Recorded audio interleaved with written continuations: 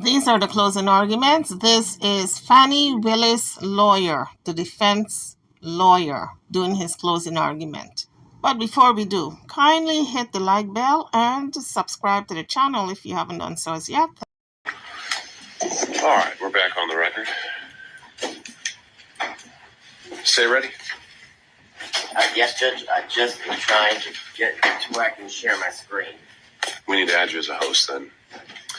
What's your profile name on the Zoom? Your screen name on the Zoom? Kevin, Fani. Just making sure. Bear with us. Do you need it right away? No, I can start without. All right, floor is yours. So good afternoon, Your Honor. I want to start with some of the things that were addressed over the last hour and a half. First, beginning with something Mr. Merchant referenced as it related to the comments that the state made in regards to the good faith basis, in which was submitted to the court, in which defense counsel claimed the evidence would show. And I would strongly bring to the court's attention that the claims that were made were material misrepresentations. And what I will say to the court, and why I say that to the court, is because the representations that were made by counsel was that Miss Daisha Young, Miss Sonia Allen, Mr. Dexter Bonds, Investigator Hill, Investigator Green, Investigator Riggs, all of these people would be called, and Mr. Bradley would be able to impeach their knowledge by saying that he specifically in his presence or to him said that Miss Willis and Mr. Wade were in a romantic relationship, and that Miss Willis and Mr. Wade were cohabitating, that they all knew that. And I would submit to the court, we didn't hear from any of those individuals. Mr. Bradley impeached no one. And I say no one because he did not impeach Mr. Wade. In order to properly impeach a witness, you have to confront the witness with the specific statements. Mr. Wade, and you can look back at the YouTube of the entire hearings of the last couple days, Mr. Wade wasn't once confronted with a statement that he claimed or said, or that is claimed that he said to Mr. Bradley. The way you properly impeach somebody, you have to confront the witness. Here would be Mr. Wade, and once he makes a statement that you believe to be inconsistent, and you have a witness who can prove that inconsistency, that's when you call that witness. And when Mr. Wade was on the stand, not once was he asked, did you tell Mr. Bradley this in a confidential conversation in your conference room that was not covered under attorney-client privilege? That was not asked. The specifics of that conversation was not asked. So any testimony that Mr. Bradley testified to is impermissible. It is improper impeachment because they did not confront Mr. Wade with it. So that's where the state would begin with the comments that Mr. Merchant made about me referencing his wife as lying. I never called Miss Merchant a liar. I never used those words. I don't know why she made the material misrepresentations. It could be because Mr. Bradley lied to her. I don't know the reason. So, but I can submit to the court that those were material misrepresentations that were made to this court on the day a few Mondays ago, as everyone was arguing the motions to quash certain subpoenas. I'd also bring to the court's attention that during that motion to quash subpoenas, certain subpoenas, Miss Yurdy's attorney appeared, Mr. Partridge, and he made very clear on that Zoom that Miss Yurdy had absolutely no knowledge of a romantic relationship and absolutely no knowledge of cohabitation. Those were the specific references that he made. So what I would submit to the court is those are considered adoptive admissions that his client has made based on the statements he made because of the representations she made to him.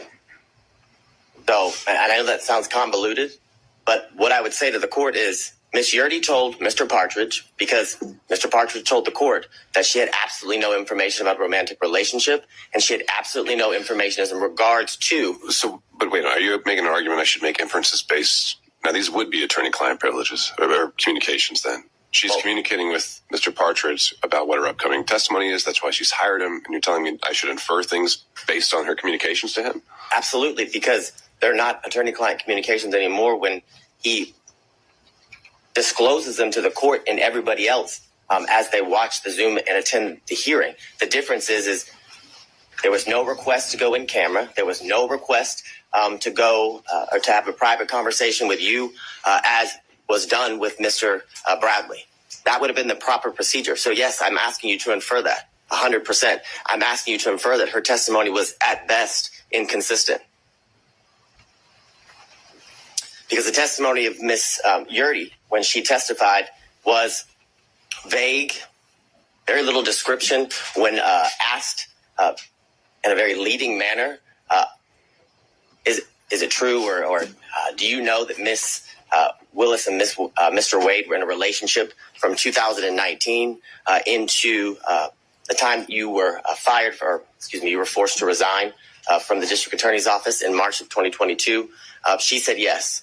And then further, when pressed by Mr. Sadow, he talks about why she believed they were in a relationship. And what was interesting from Miss Yurdy's testimony, that they were pretty close friends up until she left the DA's office, that she asserted to the court that on a yearly basis, Miss Willis said, I'm in a relationship with Mr. Wade in 2019. Oh, by the way, I want to tell you again in 2020, because we're in a new year, I'm still in a relationship with Mr. Wade. And again, in 2021, the assertion is Miss Willis then went back to Miss Yurdy and confirmed, hey, I just want to reconfirm me and Mr. Wade are still in a relationship. It's absurd. It's absolutely absurd. More importantly, when Mr. Sadow asked her about why she believed that they were in a romantic relationship based on her own observations, she said something. He actually asked her, do you see him kissing or hugging? She said yes, but there was no description or qualification about when it occurred, what she actually saw, was it a kiss on the cheek, things of that nature. So I would ask you to frame her testimony from that standpoint when you're addressing her credibility, as the court is going to do with each and every witness that you heard during the testimony of all the witnesses during the hearing. I'm going to see if my screen will share.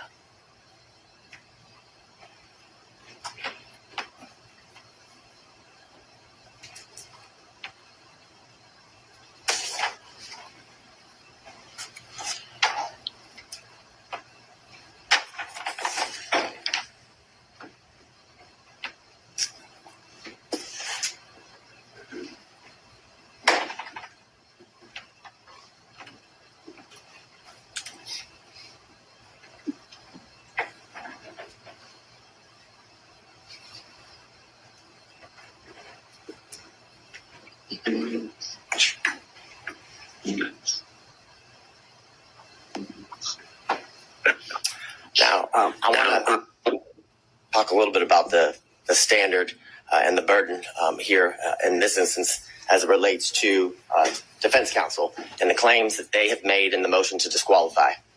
And as I was doing a whole lot of research, I came upon this law review article from Cornell scholarship reading or publication. And they made very clear that courts have been relatively reluctant to exercise their power to disqualify prosecutors for any reason. And that goes along with the standard. What the state would submit to the court is that the defense has to show an actual conflict. And in this instance, they have to show the actual conflict would be that Miss Willis received a financial benefit or gain and got it based upon the outcome of the case. It doesn't make any sense. It makes absolutely no sense. And during the 3 days of the extensive testimony of all of the witnesses and the prolonged examinations of the witnesses by multiple defense counsel, they still got nowhere. We're in the same position we were in on Monday. The same assertions that were made on Monday have no answers today as we before Your Honor. They were not able to provide any evidence as to, or to the contrary of Ms. Willis and Ms. Wade's assertions of when their relationship began. There's absolutely no evidence that contradicts that the relationship did not begin later than or around March of 2022, Your Honor. I'd further submit to the court, because of this failure, that their assertion or their request that, one, the indictment be dismissed. There's absolutely no evidence that the defendants in this case, their due process rights have been harmed in absolutely any way. There was zero evidence. Not a single shred of evidence was produced through any of the exhibits or the witness testimony showing how their constitutional rights, their due process rights were at all affected by the relationship that began in March of 2022 with Ms. Willis and Mr. Wade. And because of that, the motion to disqualify should be denied. And Ms. Willis, as the district attorney of Fulton County, and Mr. Wade, as the special prosecutor assigned to this case, should be allowed to remain on this case and continue to prosecute the case to the end, Your Honor, until the trial is set by the court and is to begin. Now, the issues, obviously, you've heard a lot from defense counsel as to what the issues are for you to, determine. And here would be the state's contention is that you must find that there's an actual conflict if you were or are to come to the conclusion that you should disqualify Ms. Willis and the district attorney's office. And looking at I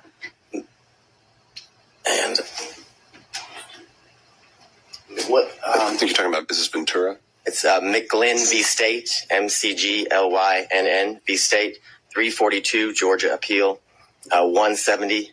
It's a 2017 case. In that case, as it talks about the standard of proof that the defense, or the burden that the defense must show and go to show an actual conflict, is they say it's a high standard of proof, which is definitely not a preponderance of the evidence, which is a much lower burden for any party who's trying to meet that standard of preponderance. But it's clear that the standard is that is a high standard of proof for both when determining whether there's an actual conflict and when there's forensic misconduct that is found, Your Honor. And I want to go through some of the cases that defense counsel has referenced. They argued here today and in their filings. And I guess the bright line standard, or the standard and the grounds for which disqualification is appropriate for Your Honor to be determining in all of the cases as it relates to disqualifying the elected district attorney is you either find that there's a conflict of interest or that there's been some sort of forensic misconduct. Those are, I guess, the two areas that, Your Honor, that is in your purview when you are looking to resolve an issue regarding disqualification. Now, in a recent case, Lee v. State, which is 224 Georgia, Lexus 31. It's a February of 2024 case here out of our appellate courts. And in that case, Justice Pinson wrote that a trial court did not abuse its discretion by failing to disqualify an assistant district attorney absent an actual conflict of interest. And that is the case that was ruled on by the Georgia Court of Appeals about a month ago, Your Honor. Now, the cases in which defense counsel have relied on in their briefs and here today, I would submit to the court the cites are misleading, are inapplicable, and some of them actually support the state's position. And what I would say to you is that the defendants, in many instances, combine language from the multiple cases and kind of what I would say is misstates the law as it relates to what the law or what is required in order for an elected district attorney and their office to be disqualified. And what I would submit to the court is... Let's go back to that. Show me how. Yes.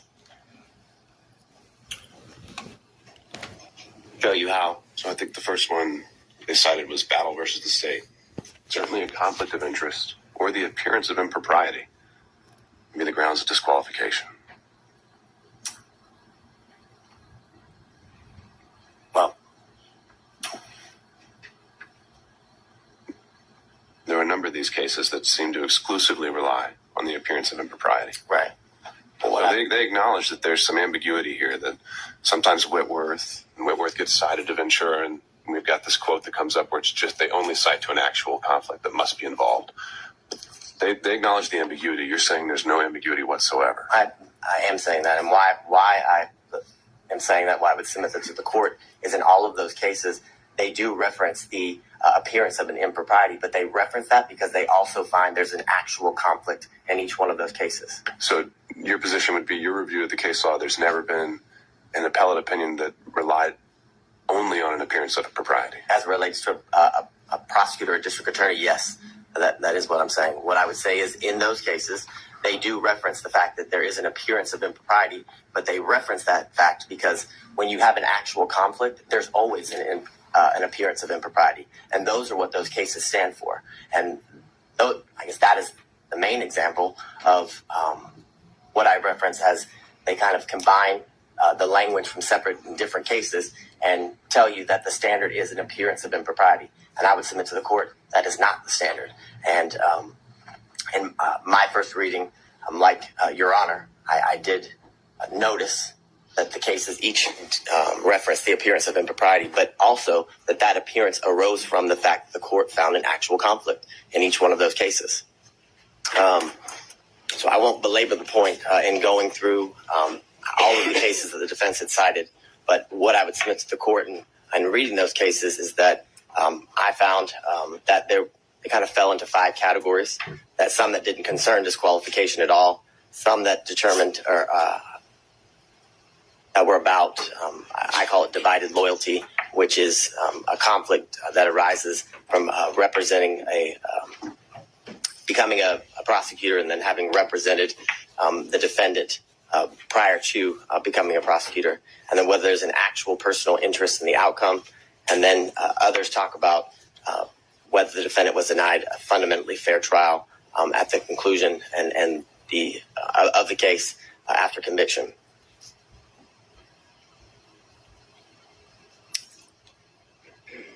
And these are some of the cases that defense counsel had cited within their brief that had absolutely no application to the issue that we're here before Your Honor today. The first, McIver v. State, has nothing to do or has nothing related to the disqualification of anyone.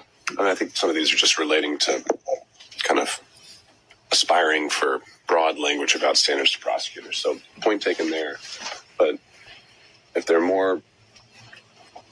All right, keep going.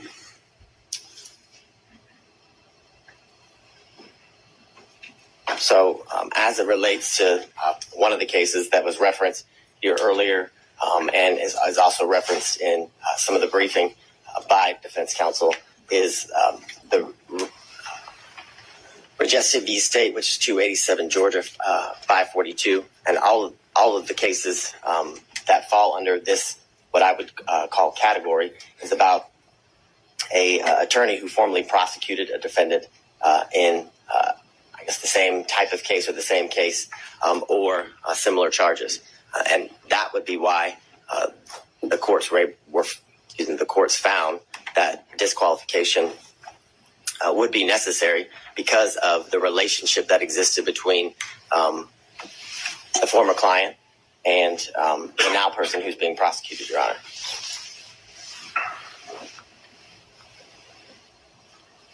The next series of slides just goes through what has been addressed as it relates to the standard that is required when dealing with the issue of disqualification, and the state would contend and submit to the court that the defense must show an actual conflict in order to have the district attorney disqualified. And that actual conflict has to be in the form of showing that Ms. Willis, in this instance, received a financial benefit or gain in relation to the outcome of the case. Like many of the cases that involve personal interests, Your Honor, it's all based on a contingency fee, where how much they're paid, or a bonus, for example, is dependent upon the outcome of the case. That's how one is to show that there's a personal interest in the case. We have none of that here. And I would submit to the court, we have absolutely no evidence that Ms. Willis received any financial gain or benefit. The testimony was that Ms. Willis paid all of the money back in cash as related to the trips, and if didn't pay back in cash, it was all right. Let me explore this one a little bit. Mm-hmm. So, in addition to you're saying it's only an actual conflict. Are you also saying that it's only if a financial interest is affecting the final result, the outcome? That's the only one we should be worried about, or is it that the prosecution as a whole is what we should be looking at in terms of a stake? So what I'm thinking of, I'm just going to try and come up with some hypos here. What if ADAs are given a bonus for every motion to suppress they win, $1,000 per Fourth Amendment claim they win? Well, now they've got an incentive, if one of their officers is lying, not to tell you about it, because they want to win that motion to suppress. But maybe that doesn't affect the outcome, because you can win a motion to suppress or lose it, and that doesn't decide whether it's going to be a guilty or not guilty verdict. But doesn't that affect the prosecution of the case, if not the outcome? Yes, I would definitely agree that would be an instance where disqualification would be necessary and appropriate, because it's a situation that involves a contingency fee. And I would submit to the court that it actually does end up affecting. It could, based on how important the motion to suppress is, right? But if it's some immaterial, I don't know. But I guess, so you're saying it's maybe not so much just whether it's a guilty or not guilty dismissal, no pros at the end of the day. It is actually the conduct of the prosecution that should be looked at throughout the course of the prosecution. Correct, as it relates to how it affects the prosecution, which I would submit to the court ultimately is going to affect the end outcome of the case. If you have a contingency fee based on winning, or how, if you win a motion to suppress and if you win, you get, a bonus, as Your Honor referenced. I think that is ultimately going to affect the end outcome of the case, because, as Your Honor just said, if there's an instance where an officer is lying, or where there isn't a good faith to go forward with that motion, the prosecutor would go forward with regardless, because of the contingency fee, which not only affects the prosecution at that point of the proceedings, but ultimately is going to affect the entire case, because if they were to win a motion to suppress, or I guess the motion would be denied and the evidence wasn't suppressed, knowing that they didn't have a good faith basis to go forward affects the ultimate outcome of the case. So I think it's twofold, as Your Honor has referenced. I think it's at that part of the procedure of the proceedings would definitely qualify for a reason necessary to disqualify a prosecuting agency, but ultimately that action during the procedure will lead to the ultimate outcome of the case being or hinging upon a contingency fee like the ones in the cases referenced by counsel and the state that are on the screen. So getting into the language again, which you just had up there with greater amusements and amusement sales. Greater amusements is one of those. You refer to the appearance of conflict as dicta. Why do you think that's dicta? I think the quote from that one is, it guarantees at least the appearance of a conflict of interest. Why is that dicta? It seems very central to the holding in the case. Because I don't disagree with Your Honor, but in that case, an actual conflict was found, and the appearance. They didn't find that. I would disagree with Your Honor. My reading of the case is that an actual conflict was found, but because of that actual conflict, an appearance of impropriety was seen. And that's the reference, or why the state referenced that case in relation to the argument that an actual conflict is required.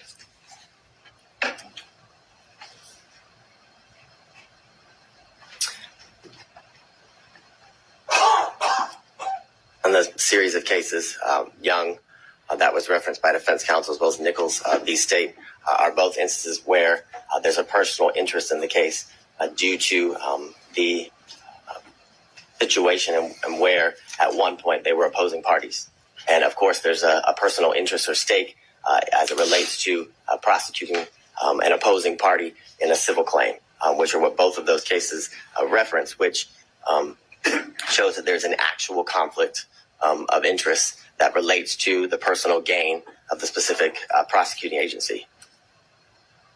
And what do you make of Nichols' reference to, it's an older case. Sometimes the language can be what we're not accustomed to seeing, but there's, they refer to the metaphor of Caesar's wife. And generally when that's used as a ethical standard, that's something that goes beyond just an actual conflict, right?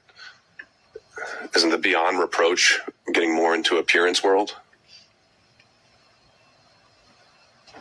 Is it getting beyond? No, isn't getting into the appearance aspect of things when we're talking about Caesar's wife. But I think it goes beyond that based on the language of the holding in that case, where it literally says that the individual had a personal interest in obtaining a fee by forcing a settlement in the civil case and using the criminal case as leverage. So that's not an appearance of impropriety. That is an actual conflict of interest in which arises because of the individual's personal stake in the end outcome of the case, Your Honor. So that's how I would differentiate, I guess, the representations of defense counsel as it relates to the standard or the burden that must be shown, and why the state would submit to the court, and the most recent ruling out of the Georgia appellate courts that an actual conflict is required to be shown.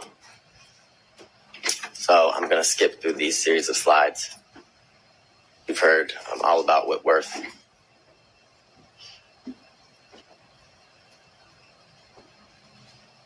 So I go back to what we referenced earlier, what's been referenced by all parties, that the grounds in which a district attorney can be disqualified is where a conflict of interest is found, and where there's forensic misconduct that is found. Those are the two grounds that are to be, I guess, are within the purview of the court as it relates to the issues here. And again, I go back to the most recent case that was Justice Pinson wrote about, and that it must be, by failing to disqualify the assistant district attorney absent an actual conflict of interest. I think the language there is very clear, and I think it's very controlling. And I think it's purposeful, I would submit to the court, because an actual conflict of interest is what is required in order for a district attorney to be disqualified, because the cases make very clear, and through the precedent relating to this issue, that a disqualification of a district attorney is the last, for lack of better words, ditch effort that should be exercised as it relates to the court in curing certain conflicts that may arise. I think the case law is very clear that every effort is supposed to be made instead of, or I guess in lieu of, disqualifying the district attorney unless an actual conflict of interest is what's found, Your Honor. And it can't be cured.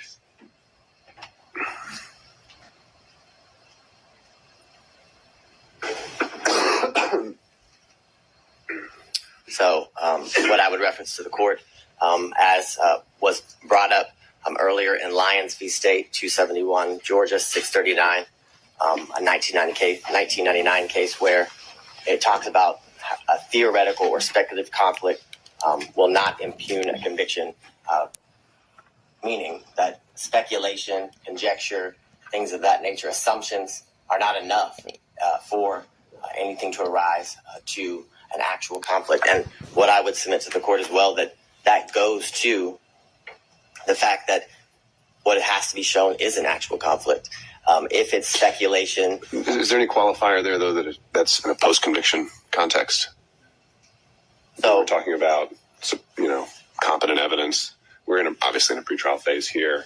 I've wondered how much import to give that sentence when we're in a pretrial realm. That's assessing whether to overturn a conviction. And usually that's kind of an entirely different standard where we assess as a totality, was there a fair trial? Is there harmless error? I know there's no harmless error when it comes to disqualifications, but just a thought, if you have any reactions.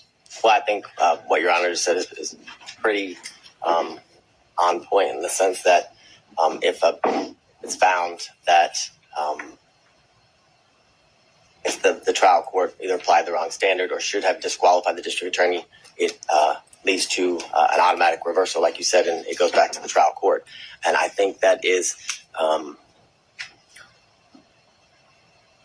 very enlightening in the sense that that's only done if an actual conflict is shown, and the fact that it can't just be theoretical, speculative, or assumptions that would lead to the appearance of impropriety, the appearance of a conflict that would lead to I guess I'm borrowing kind of from, as we've been doing the other pretrial motions, special demurrers seem to get different treatment pretrial and post-trial. Post-trial, they get more of a pass unless you can show some issues, and I'm wondering if that same principle applies here with disqualification. Well, and but I don't have the answer to that. Well, what I would also say, and I don't remember the exact line, but I know there in Judge McBurney's order, he does address some of the concerns as it relates to the standard as it's applied post-conviction versus pretrial during pretrial issues. And what I would say to the court is that. So you're citing that in support? Because I didn't think the state was all that pleased with the analysis he applied. Well, what I'm citing, legal analysis, that is. I'm citing what you specifically referenced as to the standard that is to be applied pretrial and post-trial, whether it makes a difference. And what I would say to the court is the answer is no, as it relates to the speculative nature of the allegations or the claims made by defense counsel as it relates to whether a conflict actually exists, Your Honor.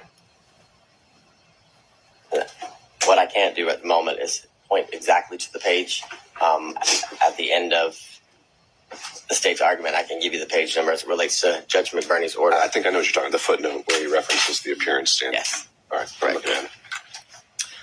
Further, in Lamb v. State, 267 Georgia 41, on page 42, it's a 1996 case where the court says, nevertheless, the conflict must be palpable and have a substantial basis in fact. A theoretical or speculative conflict will not impugn a conviction which is supported by competent evidence. Now, I understand as it relates to the post-conviction factor or the status of the case being in post-conviction based on Your Honor's earlier inquiry, but I would submit to the court that as it relates to the issue of disqualification, that the standard is the same whether it's post-conviction or pretrial. In Bloomfield v. Bornstein, which is 247 Georgia 406, the 1981 case. In that case, it says the appellees have not shown us a case where a per se rule was applied to disqualify an attorney on the basis of an appearance of impropriety alone. The Georgia cases cited by the appellee do not stand for the proposition that a trial judge is authorized in Georgia to disqualify an attorney solely on the basis of an appearance of propriety, which further goes to the state's submission to the court that the standard is that an actual conflict must be shown, and that conflict that arises shows there's a personal stake of the district attorney as it relates to their personal financial gain that's being alleged.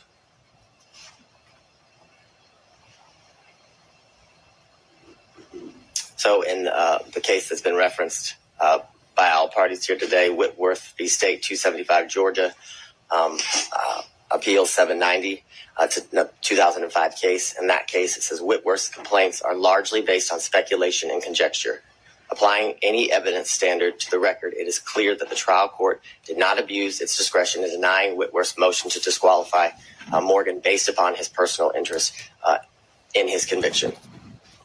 Aren't we past the speculation and conjecture aspect of this, though? I mean, the original and the core of the financial allegation was that there is a relationship and that money has changed hands. There's maybe still an open question of where the ledger stands, but I think it was conceded that balance could run in one way or in the district attorney's favor. Is that contested?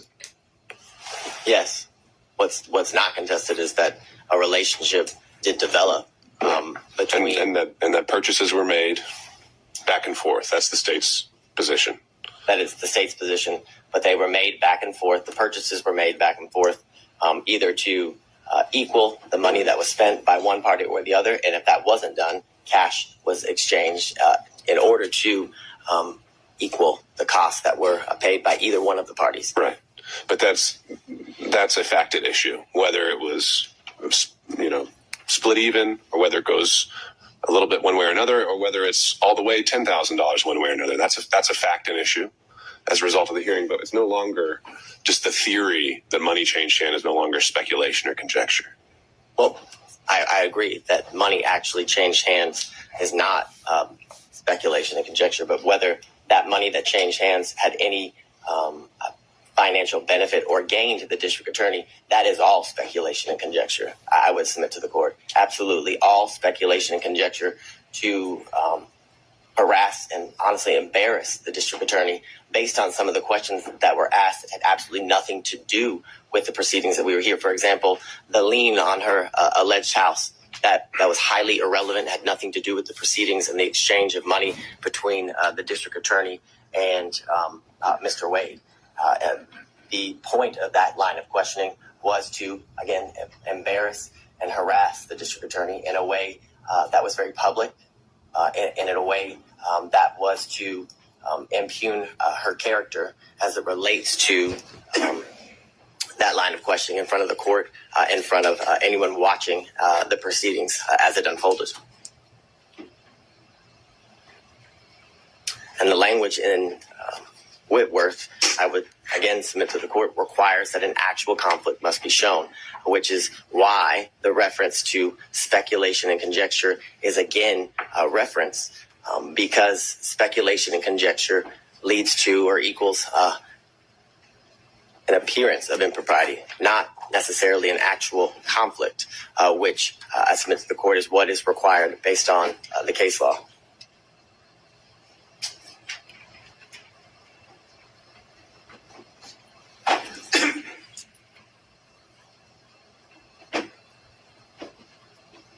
So in State v. Sutherland, which is 190 Georgia Appeals 606, it's a 1989 case, and it says, while the prosecuting officers should see that no unfair advantage is taken of the accused, yet he is not a judicial officer.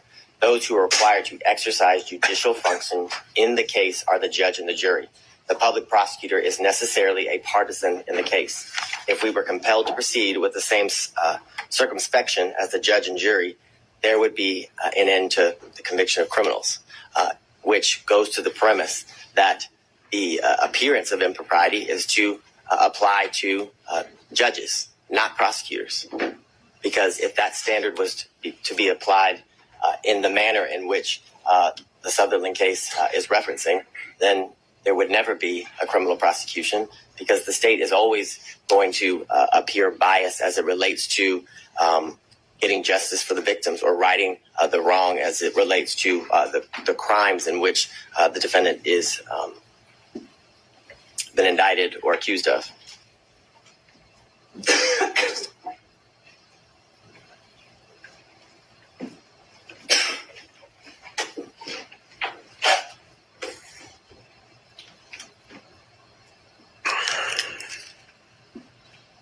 So I want to move into I guess the evidence that Your Honor saw and heard during the last couple of days, 3 total days of testimony as it relates to the witnesses. You heard from Ms. Yurdy, who the state would contend is a disgruntled former employee.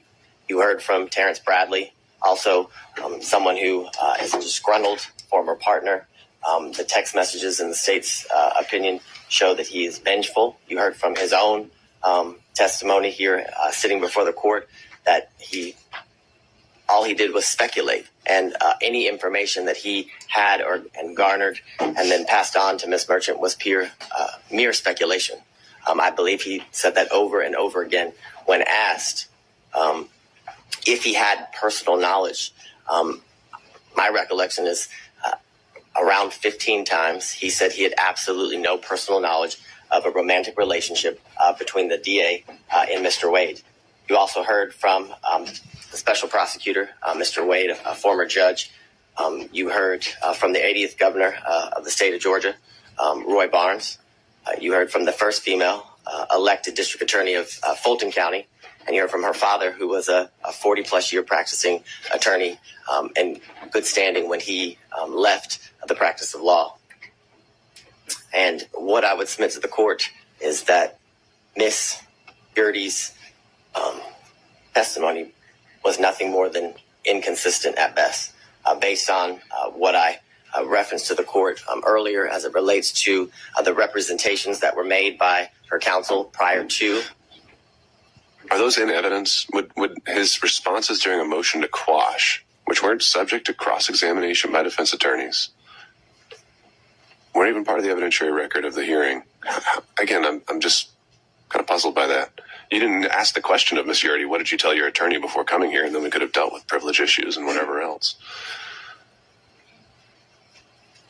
I would agree with the court. It's not in evidence, but it was a statement by an officer of this court to the court during a hearing related to her testimony and how we would proceed with her testimony in this hearing.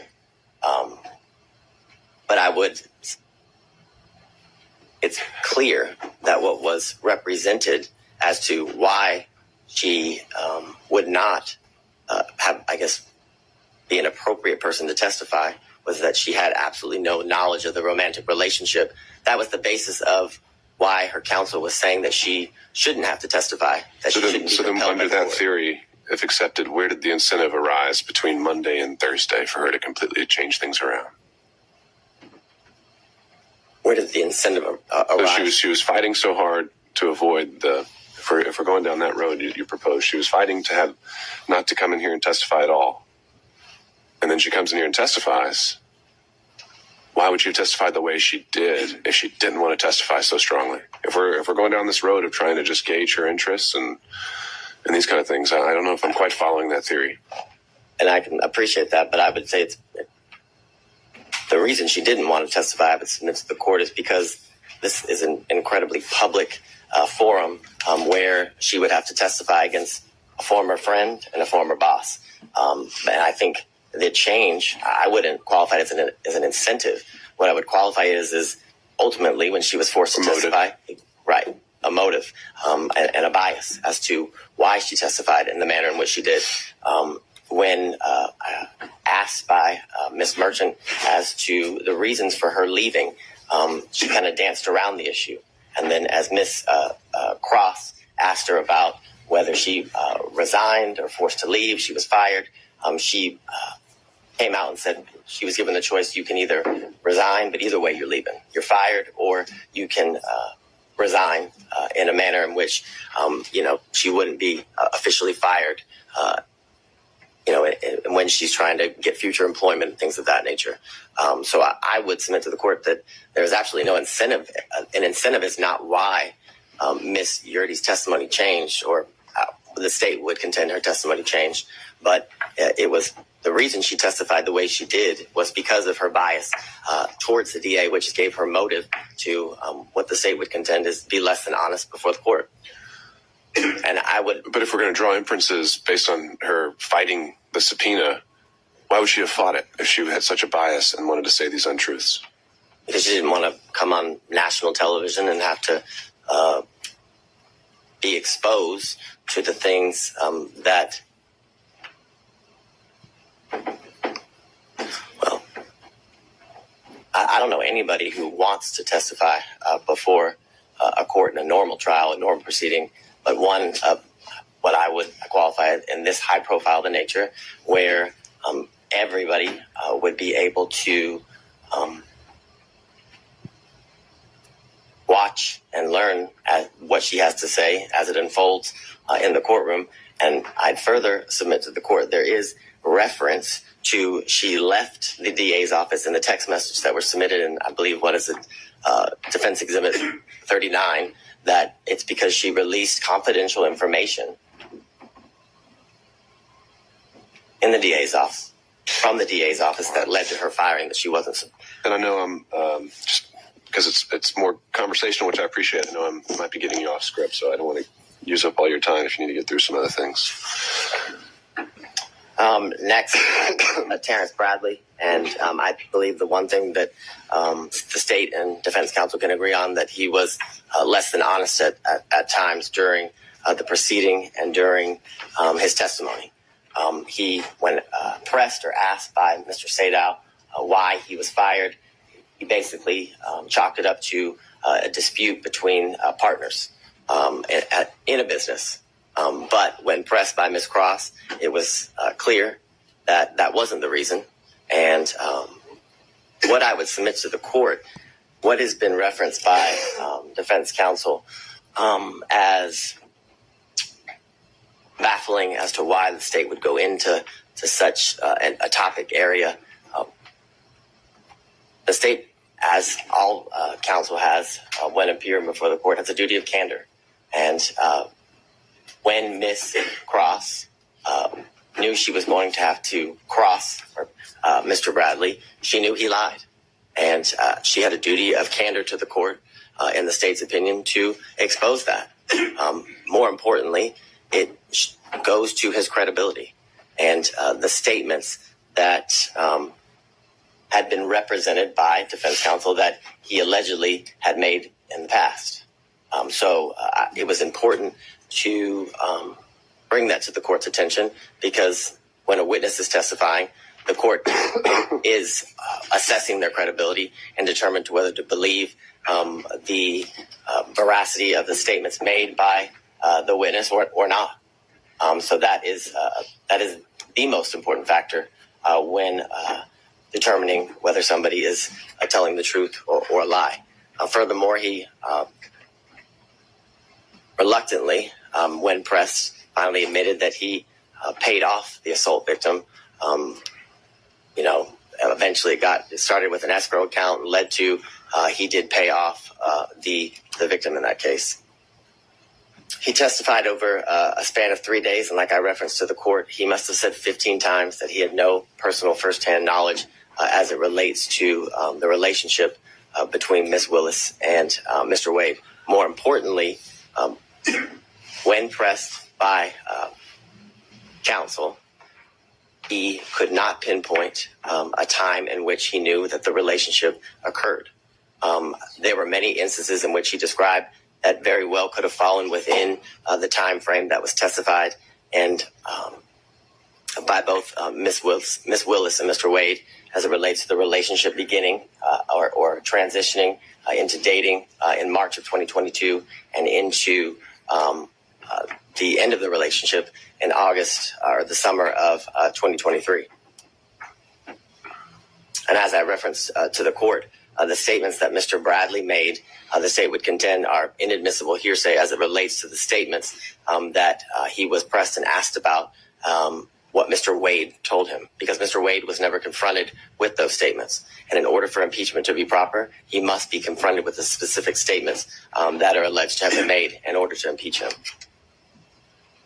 Again, Mr. Bradley had every motive to lie. I believe the text messages are kind of clear, are very clear as it relates to his disdain towards Mr. Wade, which due to the fact that he was expelled or exiled from a thriving law practice, and it was clear that the practice and Mr. Wade sided with the alleged sexual assault victim, which is clear he assaulted her due to the fact that he paid her off. And as I referenced earlier, Miss Merchant represented to the court that Mr. Bradley had personal firsthand knowledge basically of it all, of everything, and that he would be able to basically be an impeaching machine. I think Your Honor referenced him as the star witness when you were addressing the claims that were made by Ms. Cross in relations to Ms. Merchant's representations to the court. And what I would submit to the court is that all Mr. Bradley's representations as it relates to whether or when the relationship between Ms. Willis and Mr. Wade began and whether they cohabitated, because that was a promise that was also made, that he would be able to impeach the investigators as it relates to cohabitation, was mere speculation, gossip, and innuendo. And this is, Your Honor. The impression I got, and we can correct this while we're all here together, is that Mr. Bradley directly overheard a statement from each of these individuals that they could be impeached with. Ms. Merchant, is that accurate? Directly overheard. Which ones are we talking about? Well, essentially, that kind of seemed to be all of them. You had said Allen, Bond, Young, and then the investigators, Hill, Green, and Ricks, could all be directly impeached by statements overheard by Mr. Bradley. Yes. In reference to your question, the unequivocal answer was yes. And when Your Honor is looking through the text messages, I would submit to the court that the text messages don't even say or indicate what was represented to the court in relation to the good faith basis for this motion to disqualify as it relates to the testimony of and the ability to impeach witnesses through Mr. Bradley. What's been referenced by all counsel is Mr. Bradley's assertion of absolutely as it relates to whether the relationship existed prior to Mr. Wade's hiring. And the question in itself involves speculation because it asks, do you think it started before she hired him? And he says absolutely. He doesn't say he knows. He doesn't provide any context as to how he knows. And in these text messages and through his testimony with the court, the source of his information was unclear. What I would say to the court as to a lot of things, other than the one conversation that allegedly occurred between Mr. Wade and Mr. Bradley, and I would submit to the court that conversation never occurred. That would be the state's contention. And how do we know that? We know that because that conversation was not confronted, or Mr. Wade was not confronted with that conversation. And that is evidence circumstantially, and I'd even say direct, as to that conversation not existing. Because based on the representation made by defense counsel, it would be clear that that would be a conversation that would have been relayed to, because it wasn't privileged, as Your Honor found, that would have been relayed to Ms. Merchant. And if that conversation happened, you better believe that would have been a conversation that defense counsel would have confronted Mr. Wade with and against. And the reason they didn't do that was because it didn't exist. Again, you heard from Mr. John C. Floyd III, the district attorney's father. As Your Honor heard, he was a well-respected member of the legal community for over 40 years. But the importance of his testimony was to provide the court with corroboration as it relates to the years leading up to the relationship that transitioned into dating between the district attorney and Mr. Wade. What he testified to is that he moved into her South Fulton home in 2019. The evidence of his moving into that home at that time was his Georgia driver's license, official government document. He further testified that not only did it wasn't that just Miss Willis and himself live at the South Fulton home, but that he often would see on numerous occasions the significant other of Miss Willis that was not Mr. Wade.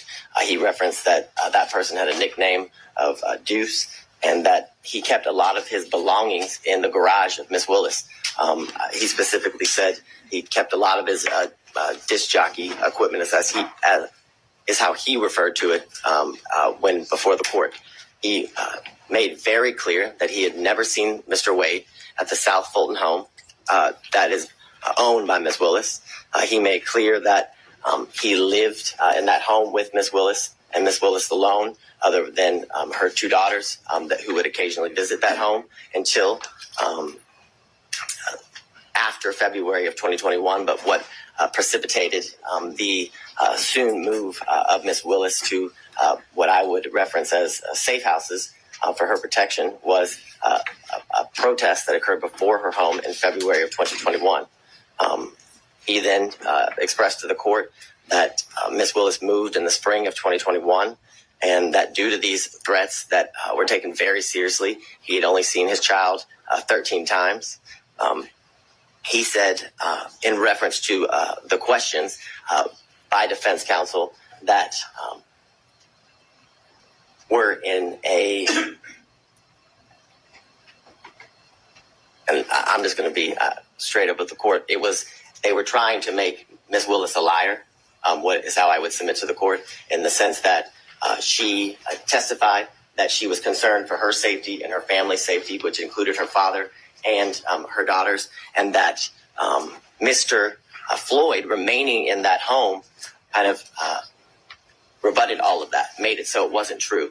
But he testified that he stayed in the home because it was a home that she had put her blood, sweat, and tears in and was able to buy, and that he stayed in the home because there was constant officer presence. He told the court that he bought extra security equipment. He even went as far to tell the court that he slept in different rooms on different nights because he felt his safety was in such a concern. So I would submit to the court that line of questioning was done in an attempt to discredit Ms. Willis, but failed. Would be this how the state would characterize it. Then he testified about the first time that he did meet Mr. Wade, which is in 2023 here at the district attorney's office, and he talked about how he kept cash in his home and why Ms. Willis kept cash in his home. And what the court should take note of is the state didn't ask Mr. Floyd about the cash in his home. That came out through the cross-examination of defense counsel. So there was, I guess, the implication that Mr. Floyd only did so due through his preparation with the state and his hearing and seeing news articles and clips related to the testimony that had occurred prior to him.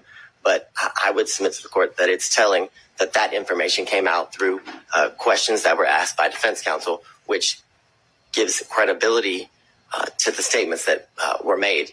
And he further explained as to why he taught his daughter to keep cash in the home as it relates to financial independence and having a safety net.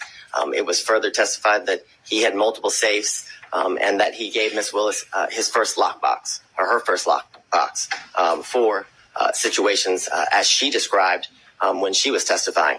And what I want to make clear is during Ms. Willis's testimony, it was pressed about the cash and where she kept it. Did it follow her, where she laid her head, and things of that nature, trying to further discredit the practice that she had as it relates to keeping cash in her home and why she had the ability to pay cash to Mr. Wade and other people and for other situations.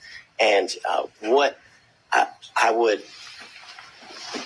the court should take note of is that there was no evidence that controverted that at all. Where was the evidence that controverted Ms. Willis's claim and practice of keeping cash in her home? There was none. In fact, the only evidence was substantiated through the testimony of her father, Mr. Floyd.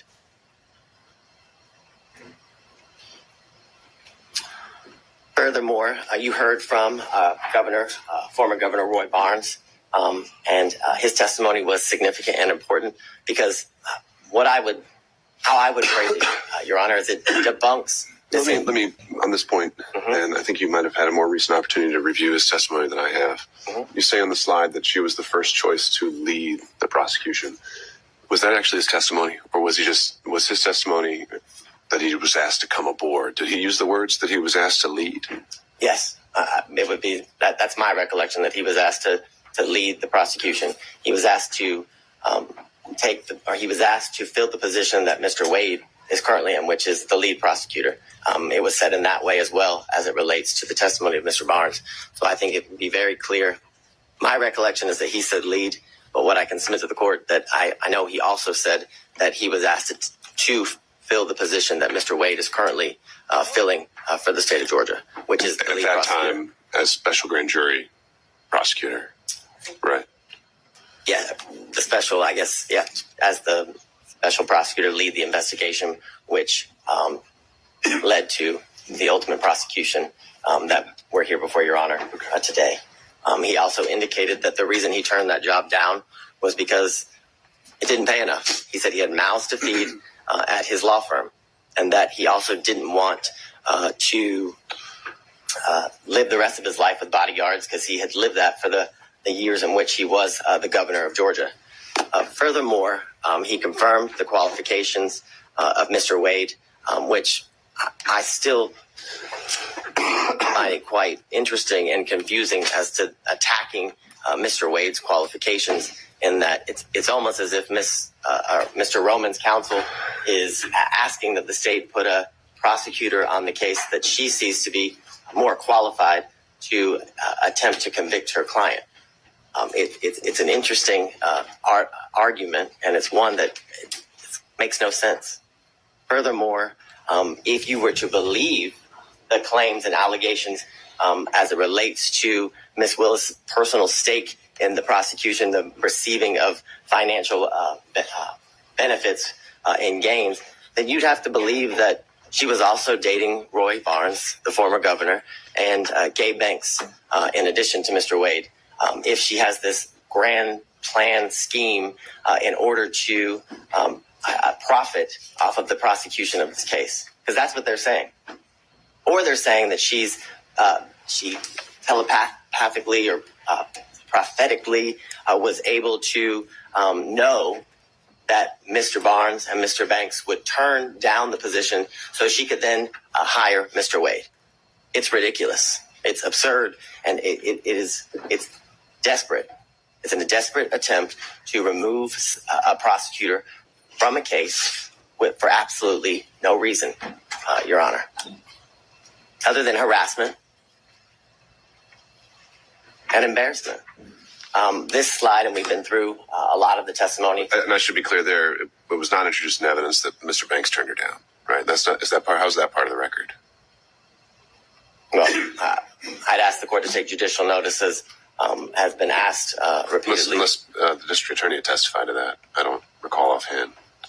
I will be frank with the court. I don't recall if Ms. Willis testified to that exact fact, but I know that Mr. Banks represented that to the court during Monday's hearing as it relates to the allegations that were made. I understand Your Honor's position as it relates to that. I'm trying to make sure we know exactly what is in the evidence and is not, but regardless, I think your point is made. I think it's an evidence of the record as it relates to, I guess, the issues that led up to the actual hearing of this case. So I understand Your Honor's position, but it did come out during a proceeding that was prior to the actual hearing.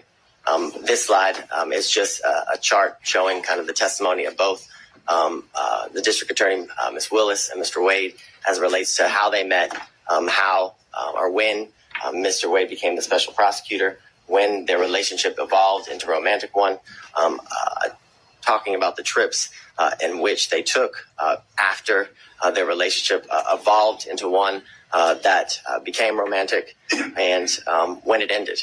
And what, again, I would submit to the court is that those facts were consistent, and the only person who contradicted that when the relationship started was Ms. Yurdy.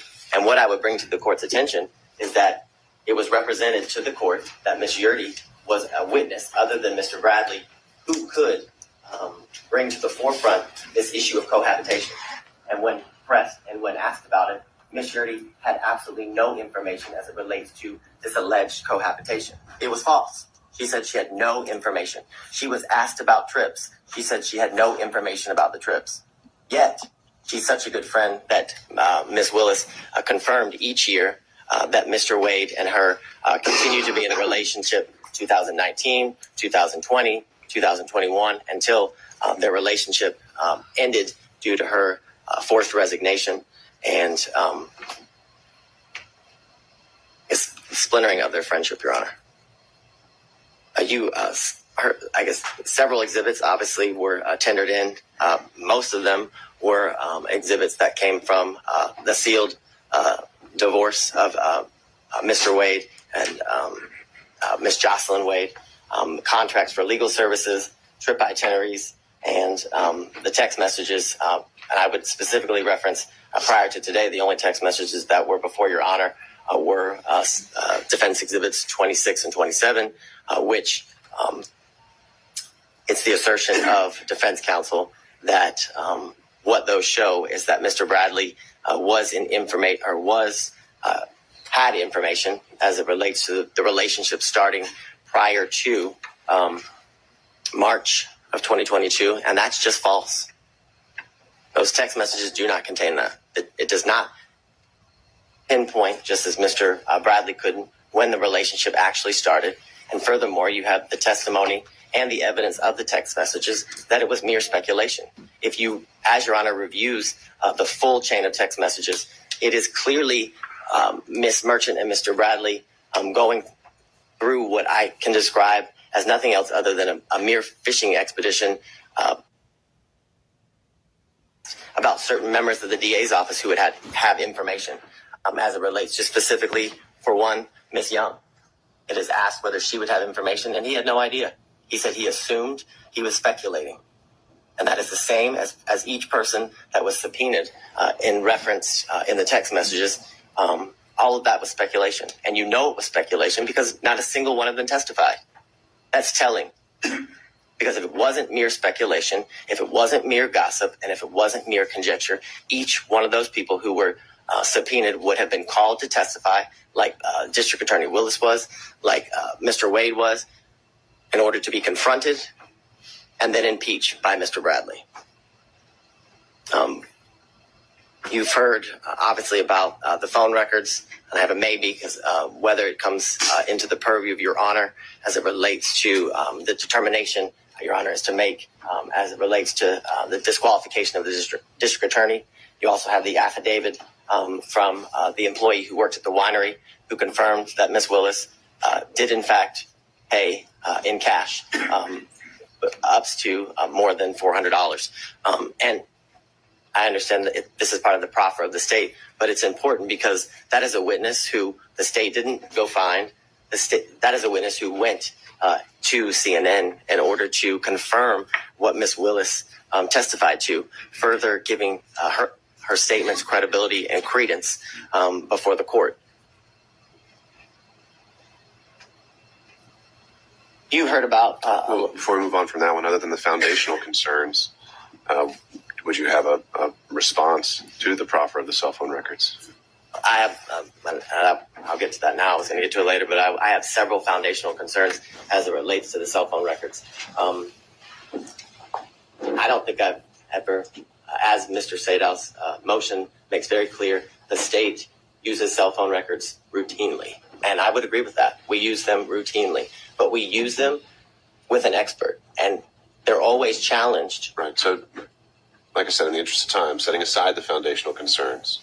Oh, I thought you were asking about them. No. Focusing on the substance of them, assuming that it would be admissible in the guise that he's proffered. Maybe you have that further up, but what's the reaction to that? So, what I would say initially is that due to the fact that they were analyzed by someone who was a non-expert, the analyzation of those cell phone records were not properly peer-reviewed. They were not, it's clear from the state's review that the normal practices that are used to check the use of which kind of data is being used in reference to the two specific dates, I believe it's September 10th and 11th and November 29th and 30th, the affidavit that is used to say that Mr. Wade remains at Ms. Willis's or in the area of Hateville, because again, during the hearing, the address for the Yurdy condo never came out. It was just that it was the Hateville condo. The actual phone number for Mr. Wade was never established. And the documents that were provided to the state that were certified business records did not have a subscriber page. So we have no idea that the number belongs to Mr. Wade. Now, I understand Your Honor wants to look past the foundational issues, and I can appreciate that. But the foundational stuff is very important as it relates to the admissibility of the records. No doubt about that. But if somewhere how they were able to survive those foundational concerns, Do you have any reaction? Yes, I do, and I will skip forward so I don't. So what's interesting is that the records that were provided they start in January of 2021, and they go, I believe it's to November 30th, I think is what of 2021, the span of the records. And you heard from all of the witnesses, including Ms. Yurdy, that Ms. Willis did not move into the Hateville address until April of 2021.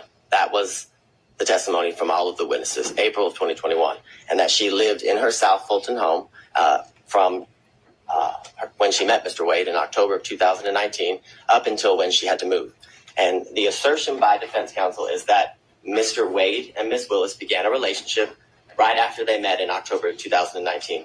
What's interesting and what's telling is that Mr. Wade's handset doesn't once appear in anywhere near the area of her South Fulton home, but they're dating, but they're in a serious relationship. And if you were to believe what the defense counsel says, that they have been in a relationship from October of 2019 up until she moves in April of 2021. So, a year and a half or so, but he never once enters the area of her home. But they want you to believe that that's a lie, which is why counsel for defense continued to press District Attorney Willis and Mr. Wade as to whether he had ever been to that South Fulton home. Well, this corroborates that that was not a lie, that he had never been to that home. And it's more than suspect if you've been in a relationship, as they claim, for all this time, but never once went to the house. So I think that's telling. What I would also bring to the court's attention in the state's initial review of the records, that from January of 2021 to March of 2021, those times when Miss Willis did not live again at the Hateville address, she didn't move there until April of 2021, that his handset appears in that area 23 times. Sure. How do you reconcile that with this testimony that was alluded to, I think, by opposing counsel, the reasons he gave for being in the area? Well, would those line up to 23 times? I think, I think we have too many reasons for being there, right? Well, I think that's the point. I would say yes, that is the point. He referenced that that's an area that it was not uncommon for him to be in, and clearly that is the case because Miss Willis didn't live in that area. So again, it's further corroboration as to what Mr. Wade indicated to the court. And after Miss Willis moved into the condo in April of 2021, they appeared 35 times. Now, I want to make clear to the court, both Miss Willis and Mr. Wade never denied that he had been to that condo before. The specific testimony that was elicited by Miss Willis and Mr. Wade was that he had never laid his head, was the direct quote, at that condo, which these records don't prove that he laid his head anywhere. If you were to believe the analysis, or if you were to give credence to what the non-expert says as it relates to Mr. Wade's handset in September and November for the 3 to 4 hours that the phone is alleged to have remained, that doesn't disprove anything that was testified by both Mr. Wade and District Attorney Willis. It was that he visited there. The specific hours of their visits was not something that was pursued during the questioning of both of the parties. So what I would also submit to the court is that if you look at the days as it relates to in September and November, the use, the type of information that is used to make the plots for the longitude and latitude of the handset is data records. It's not voice records. It's not SMS or text messages. It's data records. And it is not uncommon for an expert to testify as it relates specifically to AT&T records that actual data record is unreliable as it relates to the location of the handset due to the type of information that it is, that it's data. It's not the voice and the SMS, which I know, Your Honor, as has been referenced, was a prosecutor not only here in this county, but for the federal government where this kind of information is commonly used. So in the comments that were made by the court, it was clear that you understood and understand the use of cell phone records as it relates to put somebody in an area, and again, not in a specific location. I'd also bring to the court's attention, as it relates to the validity of the affidavit and the analysis done by the expert that was hired by Mr. Sadow, is that not once does it reference the fact that AT&T records commonly have duplicate and triplicate entries within the call detail records. That is something that is commonly seen, and that is something that is seen in these records. And that is something that leads to the incorrect number of times that has been alleged that Ms. Willis and Mr. Wade were in communication through text and voicemail. And I'd also submit to the court that that number doesn't prove anything again, doesn't prove that anybody's in a relationship. It proves that they were in communication with each other. And I think Your Honor can use your own life experience as it relates to people you work with or friends that you're close with, and the number of times that you make calls to any of those people. I can submit to the court that I have a friend who I've been friends with for 15 years, and she worked in the office previously with me. And based on our professional relationship and our personal relationship, the friendship that we had and still have, that we talk 30 times a day. So and that doesn't mean we're in a relationship. So the assertion that the number of times that Miss Willis and Mr. Wade have spoken to each other, whether it's through text message or phone, it has no validity as it relates to them being in a relationship. What I would submit to the court is that what was shown through all of the evidence was that there's been a true cost to Miss Willis as it relates to her life, that she had additional expenses that she had to endure because of her position, in the sense that she told the court that she had a mortgage, but on top of that mortgage, that in a house she didn't live in anymore, she had to pay for a safe house, that her home was vandalized, and there were racial epithets and sexual bigotry that were spray painted onto her house. The concern of her safety and her life is something that was testified to, and the fact that this job has led to the isolation and separation of her from her family and friends, which was given credence, and the credibility of those statements were provided by her father, Mr. Floyd, that he had only seen his daughter 13 times since all of these instances occurred. The stateful nature of the statements and the falsehoods that, for example, in these text messages that were purposefully leaked to the media as it relates to Miss Willis's daughter, subjecting her position in school, that she flunked out of college, which isn't true, which in fact she has graduated from an HBCU. But what's been leaked to the media is the fact that she flunked out of school and someone other than her father moved her, which again, the validity of which was never shown. And all the while, Ms. Willis, facing these costs, has been able to continue to do the work unrelated to this case, which is shown in the fact that Atlanta's murder rate and violent crime rates have decreased while she has been in office.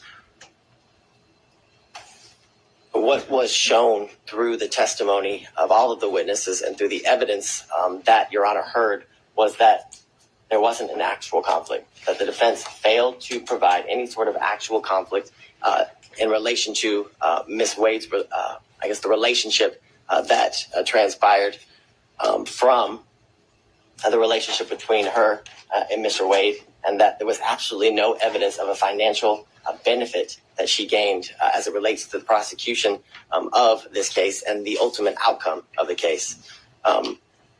The corroboration of all of that is the things that Your Honor is very much aware that she could have, financially benefited from stretching out the case, for lack of better words, by the special grand jury recommended that 39 individuals be indicted.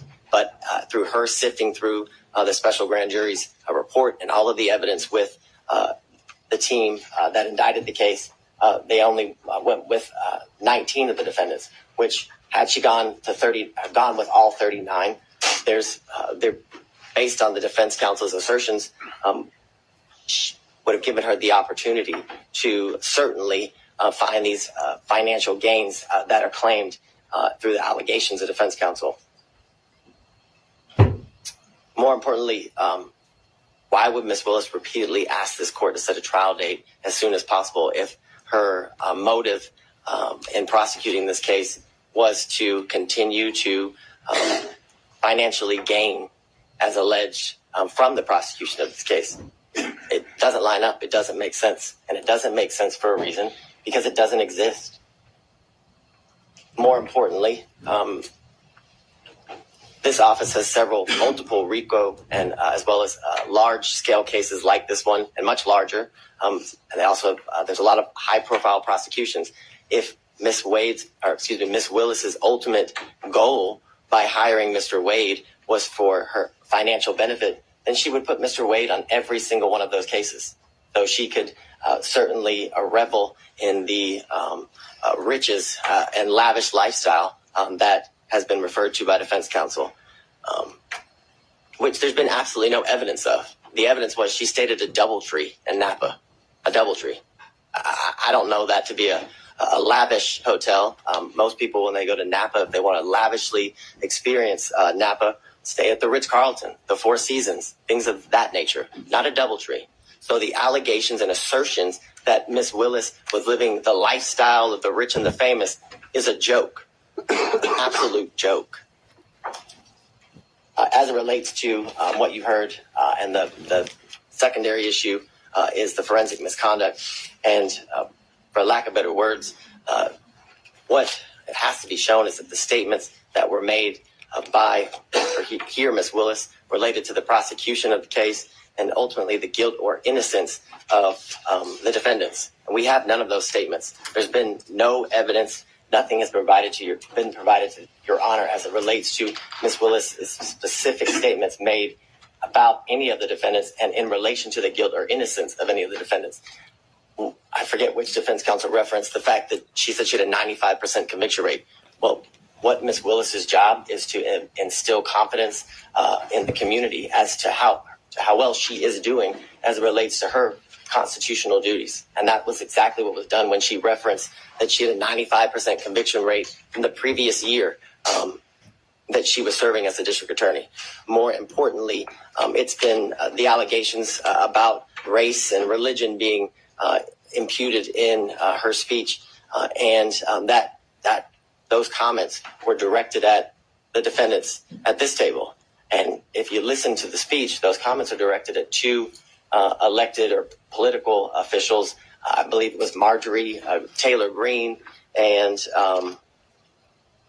Ms. Bridget Thorne, who is a member of the Fulton County Board of Commissioners here. She specifically used their names. I don't know that they, and my knowledge is they're not supposed to be sitting at the table, and I haven't seen them in my work as it relates to this case, Your Honor. So those allegations that Ms. Willis committed forensic misconduct are, again, there's no validity to them. There's no evidence of them as it relates to any of those comments, which this is an issue that Judge McBurney has previously ruled on when these same allegations were alleged as it relates to extrajudicial statements made by Ms. Willis, and it involved a statement that the words fake electors were said by Ms. Willis, and he found there was absolutely no conduct that was impermissible as it relates to forensic misconduct.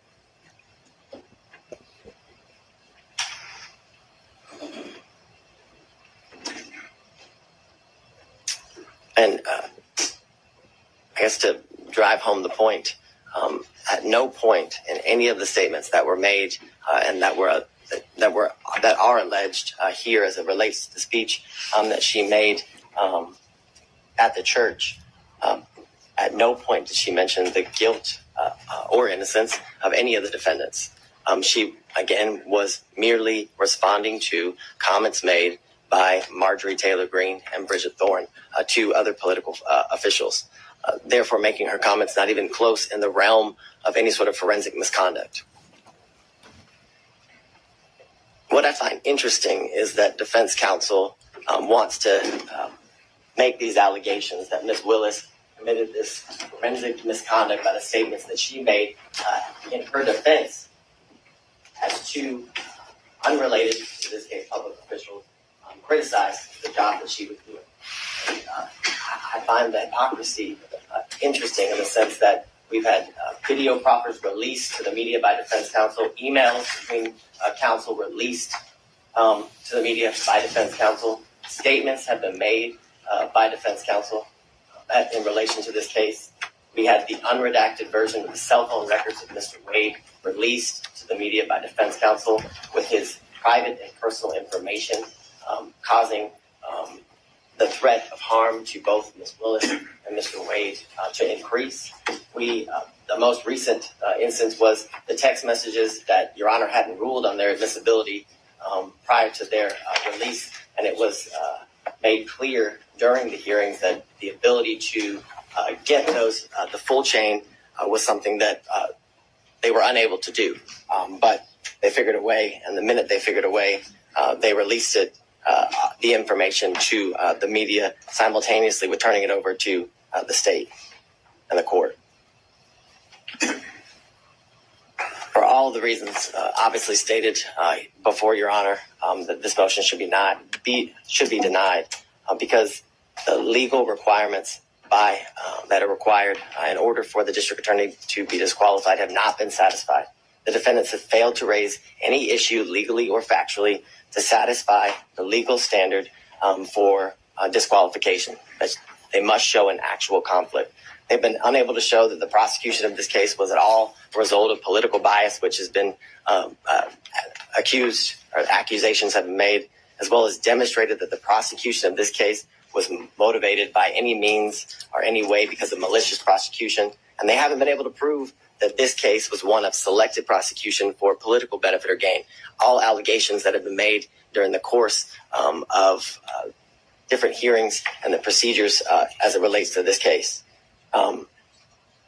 What I would leave the court with and how the state started the argument is that courts have been generally unreceptive, if not hostile, to attempts to disqualify prosecutors based on pervasive and institutional conflicts, which makes clear that the burden, that the standard is very, very high that must be met in order for an elected district attorney to be disqualified. And that burden, that standard has not been met. An actual conflict has not been shown. And more importantly, in conjunction with that, there's been absolutely no evidence that the district attorney has benefited financially at all, but benefited financially in conjunction with any outcome, whether it be now or ultimately as it relates to the prosecution of this case. And because of all those reasons, Your Honor, we would respectfully request you deny defense counsel's motion to disqualify the elected district attorney, Ms. Fani Willis.